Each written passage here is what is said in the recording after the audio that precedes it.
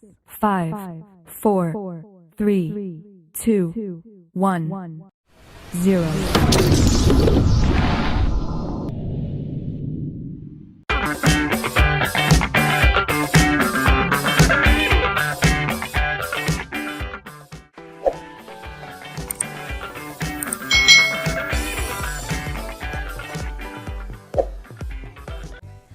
Hai, selamat datang di channel YouTube Kak Citra. Apa kabar adik-adik semuanya? Kak Citra berharap kalian dalam keadaan yang baik, sehat, dan siap untuk belajar ya. Hari ini kita akan belajar bersama-sama untuk mata pelajaran tematik kelas 4. Kita belajar di tema 8, daerah tempat tinggalku, subtema 3, bangga terhadap daerah tempat tinggalku, pembelajaran yang ketiga. Mari adik-adik kita belajar dengan penuh semangat ya. Pada waktu liburan, Siti pulang ke kampung halaman ibunya di Yogyakarta. Siti mengunjungi neneknya. Rumah nenek Siti dekat dengan pantai. Siti senang membeli ikan di TPI atau di tempat pelelangan ikan. Siti membeli ikan bersama ibu. Di TPI ini banyak nelayan pulang dari melaut.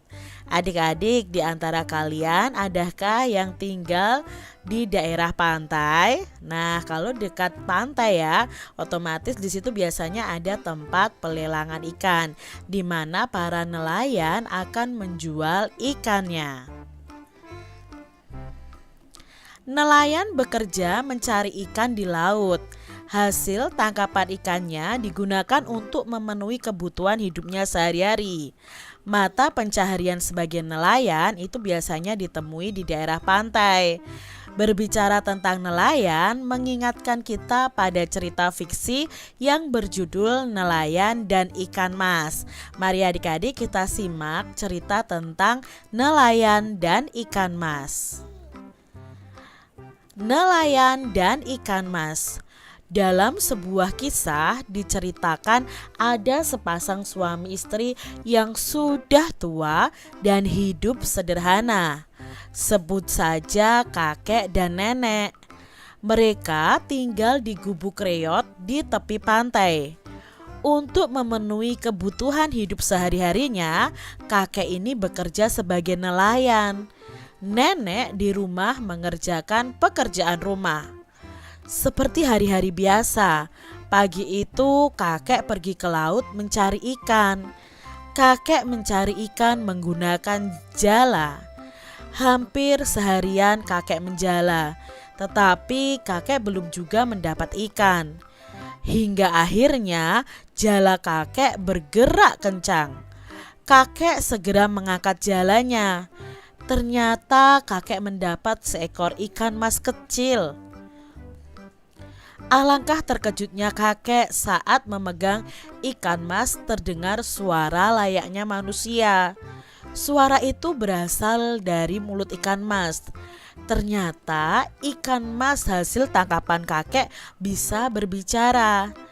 Ikan mas minta tolong kepada kakek untuk dilepas kembali ke laut. Sebagai imbalannya, ikan mas akan memenuhi segala permintaan kakek. Akibat rasa kaget, tanpa berpikir panjang kakek langsung melepas ikan mas kembali ke laut tanpa mengajukan permintaan apapun adik-adik. Kakek pulang dengan tangan hampa karena seharian kakek tidak mendapatkan ikan. Tak pelak nenek yang sudah menunggu lama di rumah marah. Nenek bingung karena tidak ada yang bisa dimakan hari itu. Untuk menenangkan hati istrinya, kakek menceritakan pertemuannya dengan ikan mas ajaib yang bisa berbicara layaknya manusia dan berjanji mau memenuhi segala permintaannya. Mendengar cerita kakek, nenek tambah marah adik-adik karena kakek tidak minta apapun dari ikan mas. Padahal hidup mereka serba kekurangan. bak cucian lapuk dan tinggal di gubuk yang reot adik-adik. Nenek menyuruh kakek kembali ke laut dan mengajukan permintaan kepada ikan mas. Nenek menginginkan bak cucian yang baru. Akhirnya kakek kembali ke laut dan meminta bak cucian baru kepada ikan mas. Sungguh ajaib adik-adik. Dalam waktu sekejap sudah ada bak cucian baru di depan rumah. Keajaiban itu ternyata tidak membuat nenek bersyukur. Sebaliknya, nenek semakin serakah. Nenek menyuruh kakek kembali ke laut untuk mengubah gubuk reotnya menjadi rumah baru tanpa ada kayu lapuknya. Kakek pun menuruti keinginan nenek. Kembalilah kakek ke laut menemui ikan mas dan menyampaikan keinginan istrinya. Lagi-lagi adik-adik terjadi keajaiban. Sepulang dari laut, rumah kakek sudah berubah menjadi rumah baru tanpa ada kayu lapuknya. Sang nenek masih saja tidak puas dengan rumah barunya. Banyak permintaan yang nenek ajukan, mulai dari istana, menjadi penguasa provinsi atau gubernur, dan menjadi ratu. Semua sudah kakek sampaikan kepada ikan mas dan terkabulkan. Dasar manusia itu serakah. Ia ingin meminta lebih adik-adik. Akhirnya nenek menyuruh kakek minta kepada ikan mas agar nenek ini menjadi dewi laut dan ikan mas menjadi pelayannya. Mendengar permintaan tersebut, ikan mas tidak menjawab apapun dan langsung kembali berenang ke laut. Ketika kakek pulang ke rumahnya, ia tidak melihat lagi istana dan pelayan-pelayan istrinya. Kakek hanya melihat gubuk reot dengan beberapa kayu lapuknya. Sementara nenek duduk melamun memandangi bak cucian yang lapuk seperti sedia kala.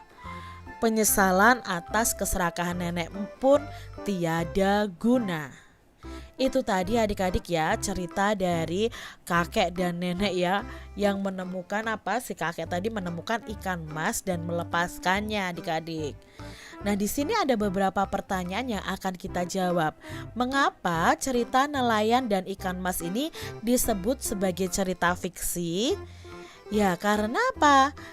Cerita yang berjudul Nelayan dan Ikan Mas ini merupakan cerita fiksi karena ini adalah salah satu cerita rakyat dan merupakan cerita rekaan yang dibuat oleh pengarang berdasarkan imajinasinya. Ya tadi kan diceritakan bahwa ikan mas itu bisa bicara, padahal kenyataannya kan tidak bisa bicara ya adik-adik ya. Maka ini termasuk dalam cerita fiksi. Siapa sajakah tokoh-tokoh yang ada dalam cerita Nelayan dan Ikan Mas? Nah, tokoh-tokoh yang ada dalam cerita itu ada ikan mas, ada kakek, dan ada nenek. Bagaimanakah sifat dari tokoh-tokoh dalam cerita Nelayan dan Ikan Mas? Nah, kalau kakek tadi ya memiliki sifat penurut. Kakek itu menuruti semua keinginan nenek ya. Lalu kalau sikapnya nenek bagaimana? Sifatnya nenek ini serakah adik-adik. Nenek tidak pernah puas dan selalu merasa kekurangan atas segala sesuatu yang telah ia miliki. Hikmah apa yang bisa kita petik dari cerita Nelayan dan Ikan Mas?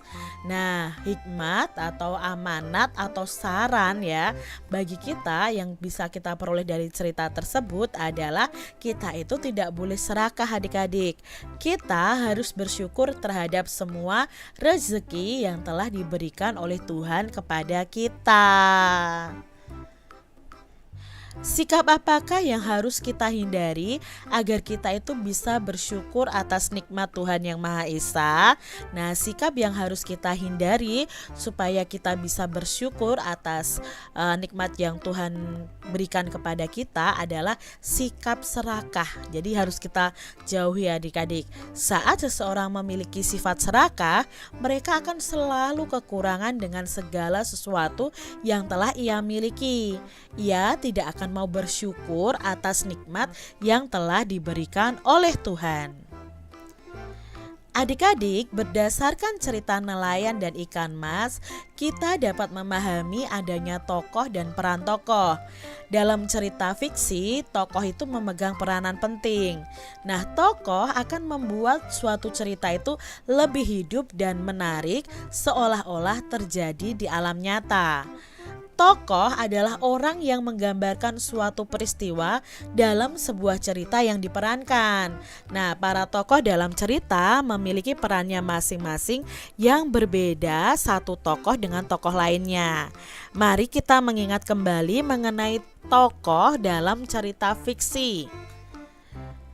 Pada dasarnya, tokoh itu dibedakan menjadi dua, yaitu tokoh utama dan tokoh tambahan atau pembantu.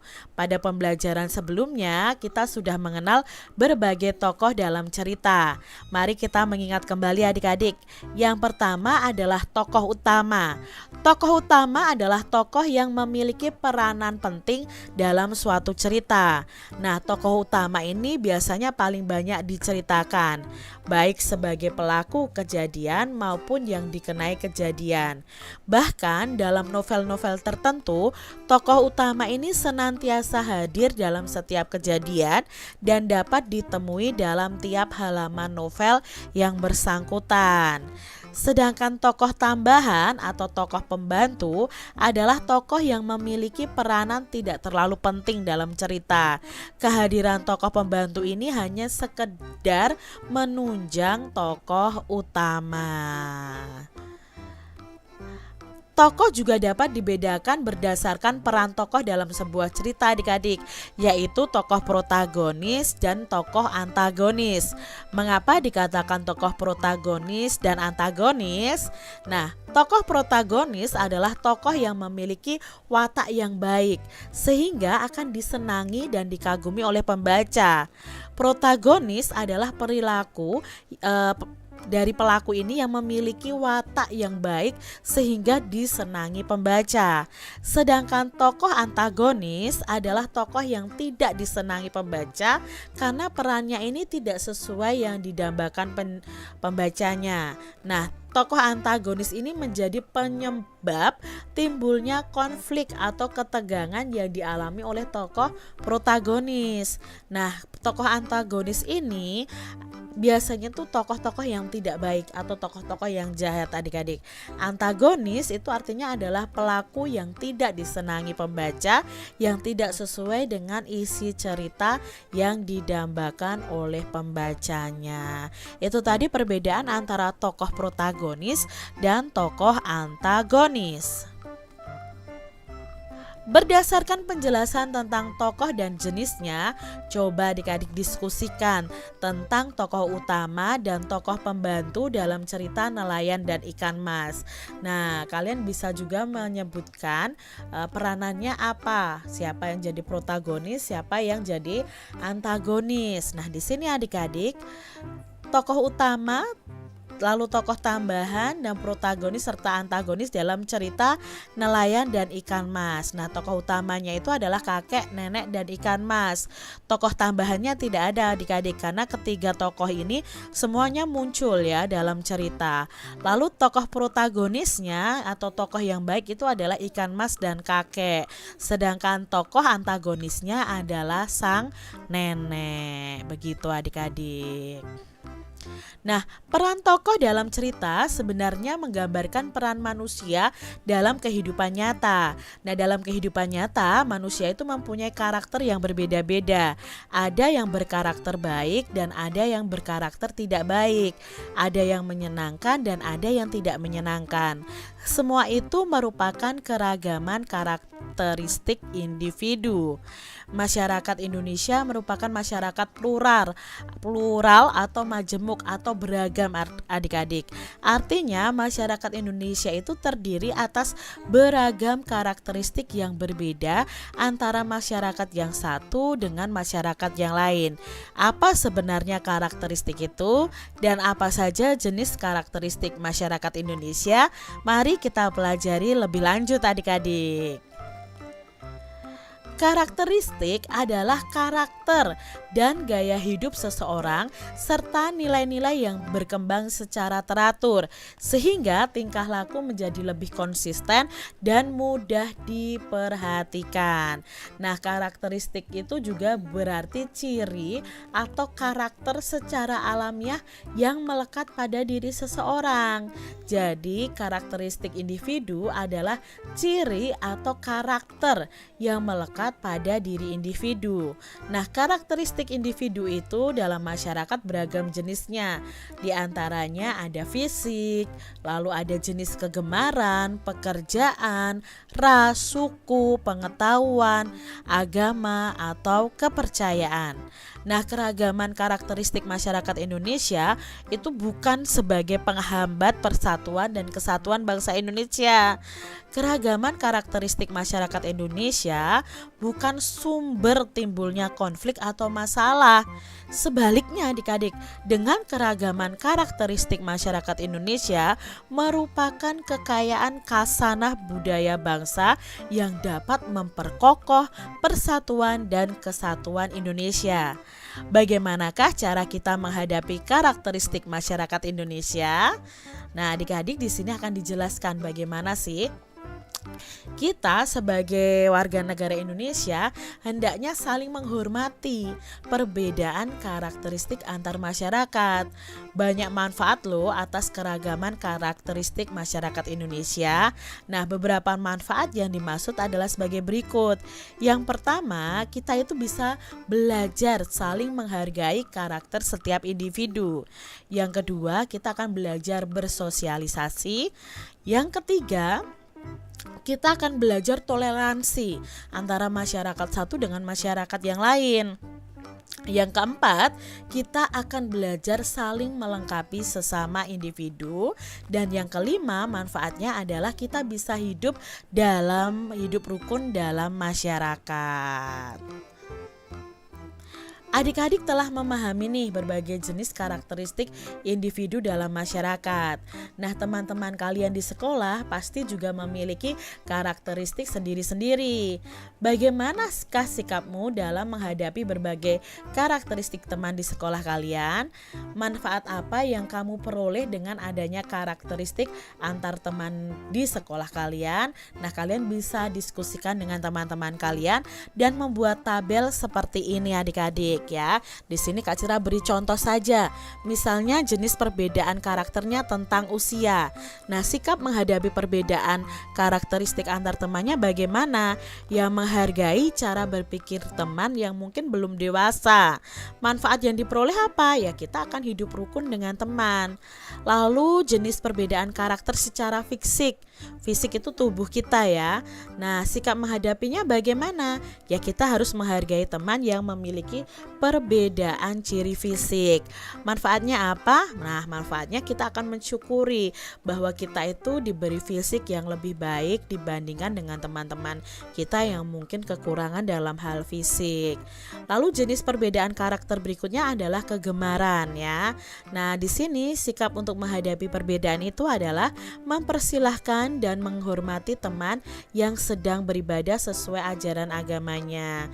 Lalu kalau di sini sikap menghadapi perbedaannya juga bisa menghargai kegemaran teman kita. Lalu manfaatnya apa? Kita akan mengenal keragaman kegemaran masing-masing individu. Berikutnya ada suku. Nah, dengan adanya perbedaan suku ya, kita bisa belajar sikap menghadapi perbedaan itu adalah menghargai adat dan kebiasaan teman yang berbeda suku. Manfaatnya apa? Ya, belajar mengenal adat istiadat suku dari bangsa yang lain. Kalian bisa sebutkan yang lain nih adik-adik tentang jenis perbedaan karakter. Pekerjaan merupakan salah satu jenis karakteristik individu dalam masyarakat. Misalnya nih adik-adik, petani itu merupakan pekerjaan mayoritas bangsa Indonesia sebagai negara agraris. Nelayan adalah pekerjaan yang ditekuni oleh masyarakat di daerah pantai. Adapun di daerah pegunungan, sebagian warganya itu menggarap perkebunan. Banyak ragam pekerjaan dalam masyarakat. Pekerjaan yang ditekuni masyarakat itu sesuai dengan kondisi lingkungan alam sekitarnya. Pekerjaan merupakan salah satu bentuk kegiatan ekonomi. Ingatkah kamu yang dimaksud dengan kegiatan ekonomi, adik-adik? Nah, kegiatan ekonomi adalah semua kegiatan yang dilakukan oleh manusia untuk memenuhi kebutuhan hidupnya. Pada dasarnya manusia itu bekerja untuk memenuhi kebutuhan hidup. Jadi pekerjaan merupakan salah satu bentuk kegiatan ekonomi. Pada dasarnya pekerjaan itu dibagi menjadi dua, adik-adik. Sebagai berikut ini nih ya. Sekarang kita akan mencari tahu apa pada dasarnya pekerjaan dibedakan menjadi dua. Apa itu? Nah, yang pertama adik-adik adalah pekerjaan yang menghasilkan barang. Pekerjaan yang menghasilkan barang adalah pekerjaan yang menghasilkan suatu barang yang bisa digunakan oleh seseorang. Contohnya petani itu akan menghasilkan padi dan jagung. Nelayan akan menghasilkan ikan. Peternak akan menghasilkan daging, susu, dan wol. Lalu ada penjual kue dan perajin. Ini adalah pekerjaan yang pastinya akan menghasilkan suatu barang. Yang kedua adalah pekerjaan yang menghasilkan jasa. Pekerjaan yang menghasilkan jasa adalah pekerjaan yang hasilnya bukan berupa barang, tapi hasil pekerjaannya itu dapat dinikmati dan dirasakan oleh orang lain. Contohnya nih adik-adik ya, ada guru, dokter, perawat, tukang potong rambut, polisi, tentara, dan seniman. Jenis pekerjaan jasa ini dibutuhkan masyarakat luas, terutama di bidang pendidikan, pelayanan kesehatan ya, lalu ada layanan transportasi, ketertiban dan keamanan serta pariwisata. Oleh karena itu, pekerjaan yang menghasilkan jasa disebut sebagai pekerjaan yang berkaitan dengan sosial budaya. Itu tadi ya, ada dua macam pekerjaan. Yang pertama menghasilkan barang, yang kedua menghasilkan jasa. Kamu telah memahami jenis-jenis pekerjaan, baik pekerjaan yang menghasilkan barang maupun yang menghasilkan jasa.